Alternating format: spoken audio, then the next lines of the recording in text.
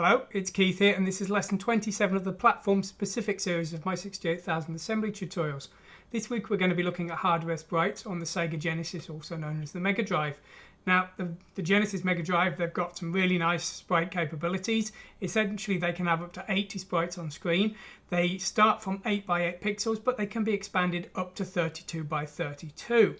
So we're going to have a look at them, and we're going to learn how to make some nice sprites on our screen with the Genesis. Okay. Well, in this tutorial series, we use H40 mode. This allows up to 80 sprites. Strangely, the low-res mode, H32 mode, can only do 64, so I think we probably want to use H40.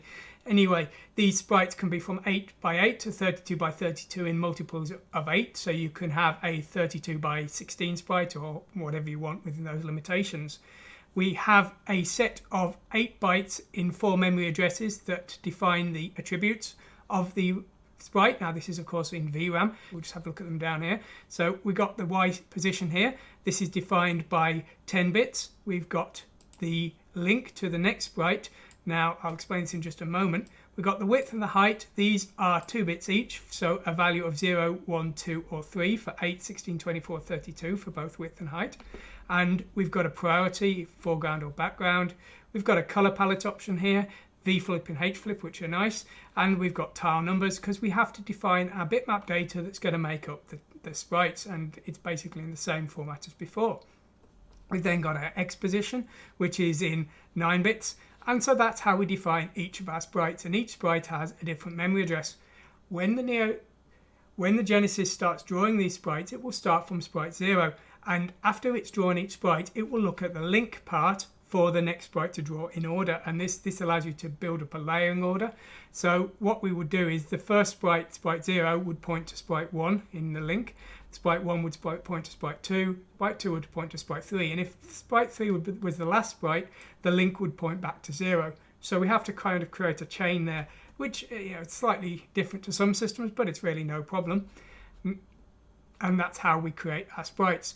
So when it comes to the bitmap data, as I said, the basic sprites are 8x8, but of course we can have bigger sprites, but they're still made up of 8x8 patterns. So if we create a large sprite like this 32x32, we have to make this up in 8x8 chunks, and the chunks go down and then across. So the first pattern would be here, that would be the second pattern, that would be the third pattern, fourth pattern, fifth, sixth.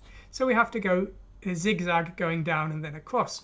Of course, you could use lots of 8x8 sprites and just position them so they all look like one, but that would be a waste of the potential here. So, as I say, if we want to use the ability to create a 32x32 sprite, or a larger sprite at least, we need to have our data in the correct format. Now, as always, my AccuSprite editor can help you out here. We've got in the 68,000 option here, we've got a Megadrive Genesis option and Save Raw Sprite here, and this will output the sprites in the correct format. So we've got here some crosshair sprites for sample code, and then we've got our split into 2 parts for the two 32x32 sprites, because the character itself is 32x64. So if we want to draw that to screen, we have to break it up a little bit. Okay, well, that's enough talk for now. Let's actually see this code running, and let's see what we're going to be doing today. So here's our example. We've got our old Chibico character here, which is drawn using the tile map. Now we've got our new Eureka character and the moving crosshair here rotating as it goes along.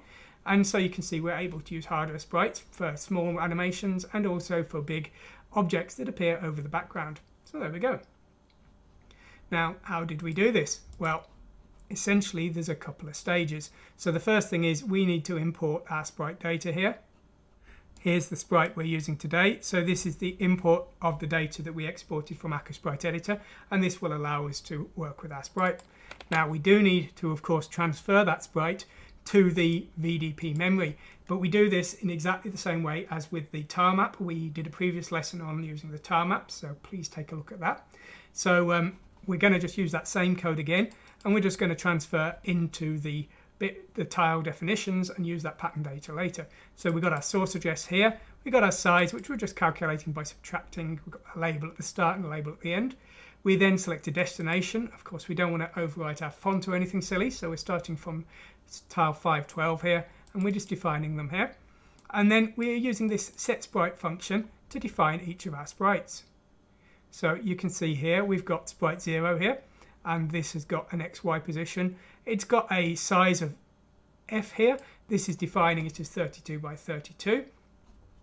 And we are, of course, linking to sprite 1. Sprite 1's here, sprite 1 links to sprite 2, and sprite 2 is down here, and sprite 2 links back to sprite 0. So that's all the sprites we're drawing here. Now, of course, if we change these sizes, if we change this to an E, for example, so we just run again, well, now our character has become smaller, but the bitmap data wasn't exported for that size, so the lines have got kind of garbled up. But as you can see, it's very straightforward for us to change the settings of the sprites using this way of doing things. So, really straightforward here. We're going to be this set sprite is going to be doing all of the hardware work for us, and of course that's what we're going to look at now. Now, the moving animation is done by this code here. We're just increasing the X position just here, and then we're adding 4 to the sprite because there's 4 tiles per 16 by 16 sprite here. You can see this is our 16 by 16 sprite, so we've got 1, 2, 3, 4 tiles. So we're just adding 4, and then we're doing an AND to make it loop around between the 4 frames of animation. And we've just got some delays there. So all of the dirty work for today's lesson is being done by this set sprite command, and that's really what we need to look at now. And honestly, there's not a lot to see, which is nice. That's what we want. Nice, simple programming, and we've got it today. So all we need to do is calculate the memory address of the sprite. So if we look at our calculations here, the sprites start at D800, and each sprite has 8 bytes. So what we need to do is take our hardware sprite number, multiply it by 8, and add that to D800. We multiply by 8 by rotating left 3 times. So we move D0 to D2, rotate left, add D800 to D2, and then we use the prepare VRAM function, which we wrote in the past.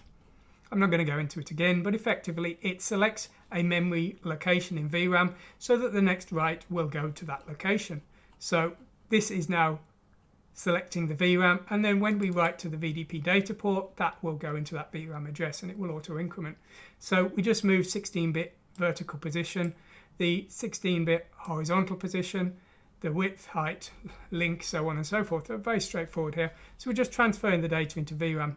And that's really all there is to getting hardware sprites working on the Genesis. I mean, you really couldn't ask for a simpler way of doing things, really. And I think this is one of the things I would say about the Genesis. I mean, this seems to be pretty typical in my experience of the Genesis as a system. I mean, it lost the console war, and when you look at the hardware capabilities of the SNES, the Mode 7 and things, you can understand it. You can see why it happened. But if you're an amateur programmer looking to have a easy system to write some fairly decent games on, that's probably going to push your artistic capabilities and your time capabilities to the limit anyway, I think the Genesis is really a good system to look at, because you've got nice tile maps, multiple layers, you've got hardware sprites, you've got this really easy 68000 processor, you've got the option of a Z80, but you don't need to use it for sound. You can do everything from the 68000. Whereas the Neo Geo, you've got all these problems with ROM files, you've got to deal with the Z80 to get the sound working. The hardware sprites are more complicated a little bit. I mean, they're still not too bad, but they are more complicated. And I think the Genesis gives you a really good, easy ride of things, really, compared to the other systems. And the Super Nintendo, it's like, 65816 is a nightmare. And there's lots of complexities in the hardware and VBlank and things. So, as I say, if you were looking for something 16-bit to start out with, I think the Genesis is really one I'd recommend. So anyway, so there we go. We've got hardware sprites working here, and that's all we need to see. So I hope you found this interesting. Of course, the source code, as always, is available to download on my website. If you want to see more, please look at my channel. I've got lots of other Genesis content, and there'll be more coming later on. Thanks for watching today anyway, and goodbye.